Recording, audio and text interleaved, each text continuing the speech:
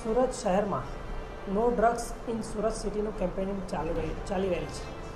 સુરત શહેરના નવનિયુક્ત police commissioner Shri Gehlot સાહેબની સૂચના મુજબ સુરતમાં જ્યાં પણ ડ્રગ્સ કે ડ્રગ્સ પેડલર કે ડ્રગ્સની કોઈપણ ગેરકાયદેસરની જે પ્રવૃત્તિ થાય છે તે માટે વોચ કરવા અમને મોટિવેટ કરેલા, જેના ભાગરૂપે ઝોન 4 શ્રી વિજયસિંહ ગુર્જર સાહેબના સ્ટ્રાઇકિંગ ફોર્સના તથા એલસીબીના માણસોએ જગ્યાએ સબજેલની ગલીમાં વોચ કરતા એક પેડલર 1.43 ગ્રામ ડ્રગ સાથે પકડાયેલ છે, જેની કિંમત 14,300 છે।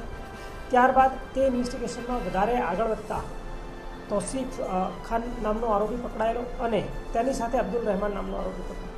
તે લોકો જ્યાંથી ડ્રગ લાવેલા હતા તેમાં મોહમ્મદ ચાંદ ઉર્ફે મોહમ્મદ અબીદનું નામ ખુલતા તેને પણ ગઈ રાતે પકડવામાં આવેલો હતો, જેમાં તેની પાસેથી 3.43 ગ્રામ એમડી પકડવામાં આવેલું હતું, જેની બંનેની કુલ કિંમત અંદાજિત 85,000 રૂપિયા થાય છે।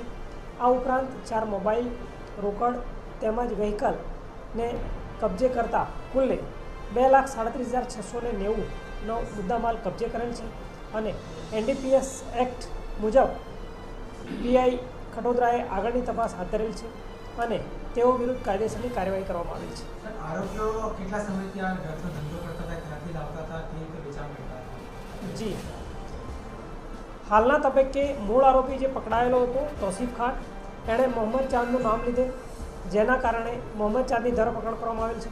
મોહમ્મદ ચાંદ અત્યારે પોતે નશા કરેલી હાલતમાં હોય તેની વિગતે પૂછપરછ ચાલુ છે અને આવનાર સમયમાં તેઓ ક્યાંથી લાવતા હતા અને શું કેવી રીતે નેટવર્ક ચલાવતા હતા તે બાબતે પોલીસની તપાસ ચાલુ છે।